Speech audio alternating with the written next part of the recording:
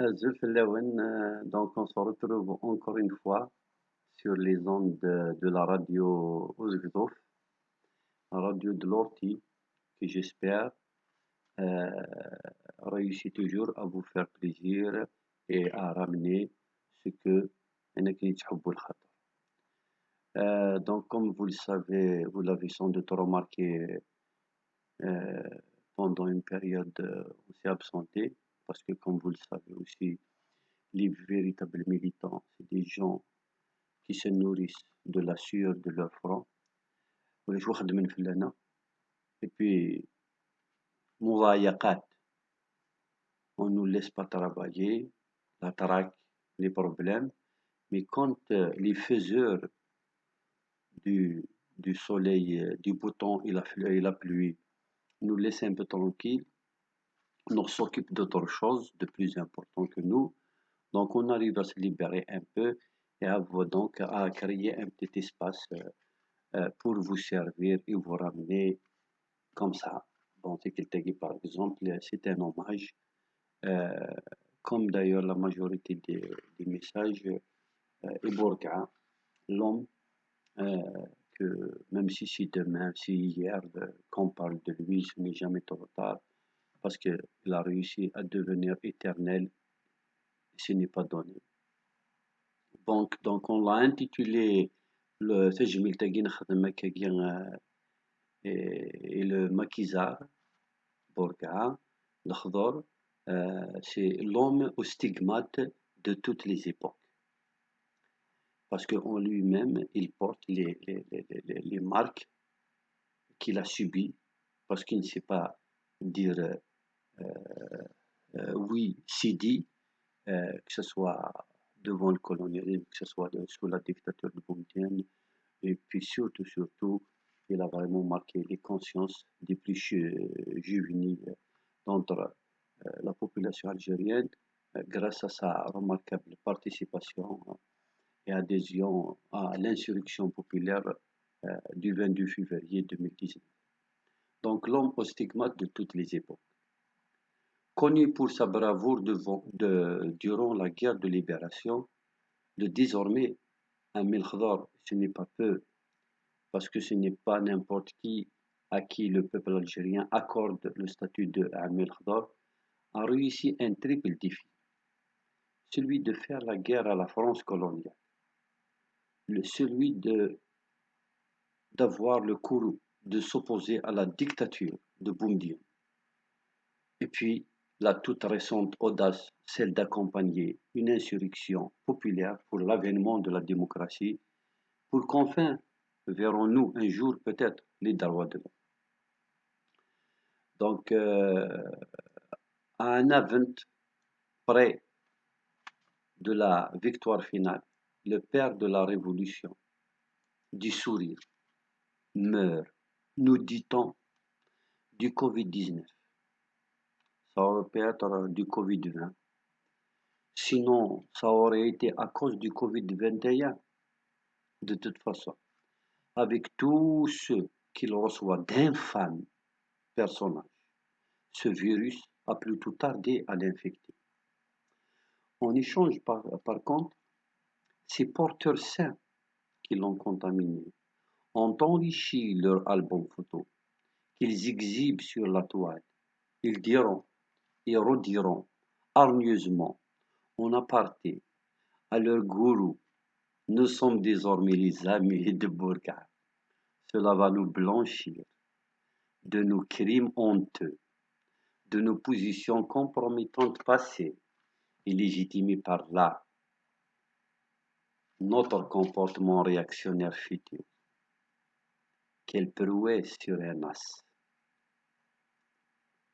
Un homme au sens algérien du terme. Bourga, voilà un homme sur lequel on peut appliquer la fameuse appellation d'Ergezami, comme aiment se nommer les filagats du maquis pendant la guerre de libération. Un maquisard de la première heure vient de tirer sa révérence. Un de plus, un de trop. Le semeur de la graine, notre révolution est une idée, et une idée ne meurt jamais. Il nous quitte pour nous laisser son aura et son charisme. Il les insufflait en nous, les insurgés, nous les marcheurs, nous qui vendredisent pour que notre pays aille mieux, aille bien, pour qu'on se fasse plus tirer comme des lapins par les larbins de l'oligarchie galopante et vorace, en l'occurrence les vrais ennemis de l'intérieur.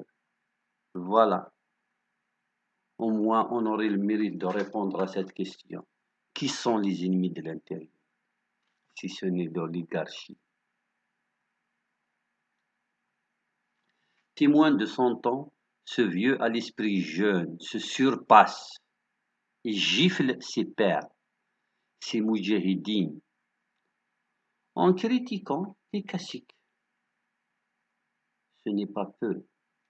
Pendant des années, les années de braise, il a osé critiquer les caciques, alors que les autres moudjahidines comme lui préféraient se taire, parce que les pensions étaient assez gracieuses.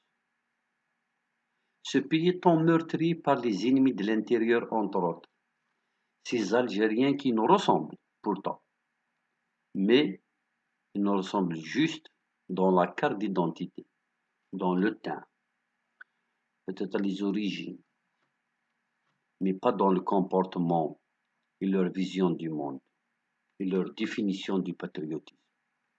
Ils ont excellé dans la gabegie, toute honte bue, une grande trahison, à l'insu de ces vrais libérateurs écartés, en l'occurrence Bourga.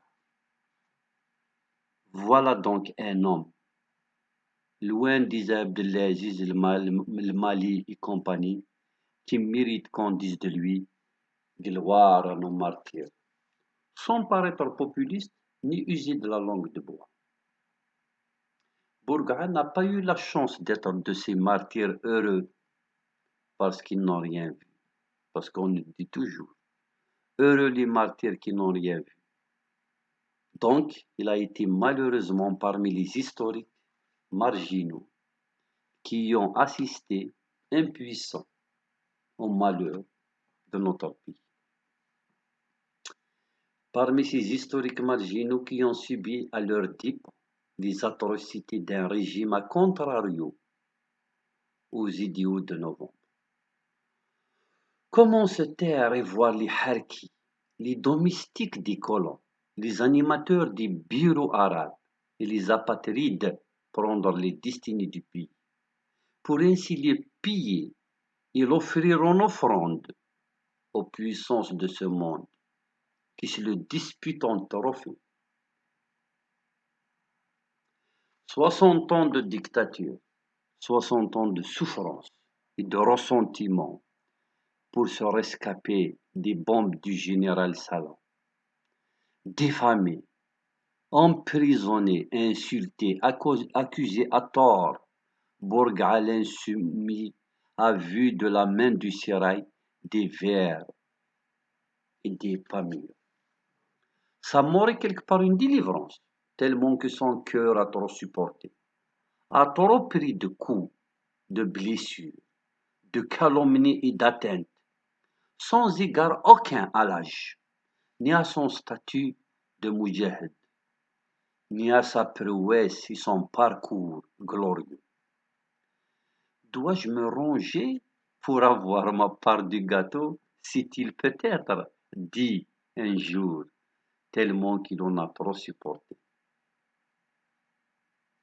Ce grand esprit n'a jamais tremblé devant les harcèlements, n'a jamais été branlé par les attaques acerbes.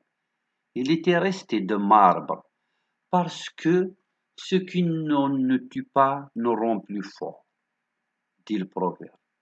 Et pour ce qui est de la mort, il a été trop longtemps exposé à sa froideur. Seule offre, d'ailleurs, que le colon troqué aux veillants résistants de la Hélène, tel que notre défunt.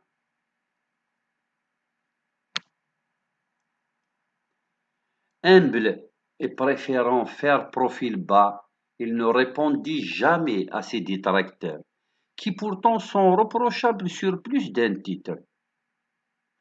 Le commandant visionnaire préféra prendre sa revanche avec aisance et intelligence. 2 années durant, il greffa son combat libérateur du pays à celui de cette insurrection citoyenne, pour qu'il ne, pour qu'il ne fasse que un et indivisible, un seul peuple, une seule idée, un seul objectif, une Algérie, celle de la Somalie et celle de novembre. Pour que le nôtre, c'est-à-dire celui de février 2019, soit indéniablement le prolongement du leur, c'est-à-dire celui du 1er novembre 54. Belle revanche que de dresser 78% du peuple contre l'injustice. Cette petite oligarchie infime mais soutenue de par le monde, par des lobbies, des sectes et des firmes voraces qui ne voudraient pas démordre d'une puissance,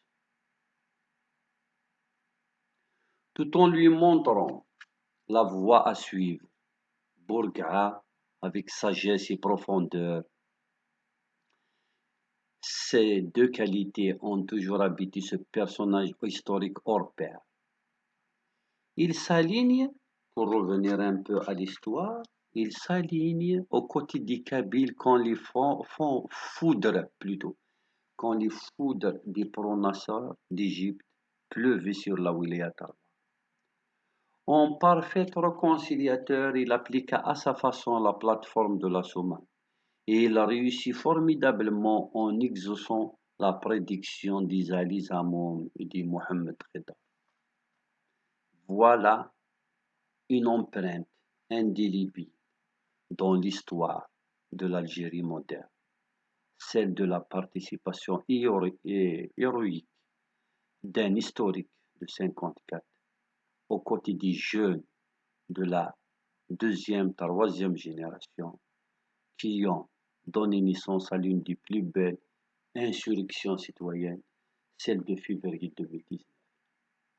Il veillera d'ailleurs jusqu'à être sûr que la détermination des Algériens à changer leur destin est inébranlable et qu'il est dans sa maturation. Il martelait aux militants de conscientiser l'esprit d'oser critiquer, de vouloir changer leurs conditions de vie, de défendre les libertés individuelles et collectives, et de maintenir et nourrir la révolution, qui seule garantira le renouveau. La majorité, il n'y a pas de problème. Cette langue des ancêtres, l'islam, il n'y a pas de problème. Cette culture religieuse adaptée à la sociologie de l'Afrique du Nord, l'arabe algérien, il n'y a pas de problème. S'il fait lui d'un usage pluriel et l'exemple de la possibilité d'une existence multilinguale, harmonieuse entre les langues même différentes. Tout ça dans une Algérie pas jacobine, là une Algérie des régions, comme celle à laquelle il a vécu, les wilayas historiques. Celle qui permettra à tout un chacun de trouver son petit coin de bonheur sur une terre que le sang des frères d'armes de Bourgaat, ces lions de Djibel, ont irrigué et que les insurgés de février vont cueillir vaille que vaille. Quel mariage, quelle rencontre, quelle harmonie. Nous vous dirons, dors bien grand et sache que nous vous sommes redevables. Salimir Senouane, voici Mlili.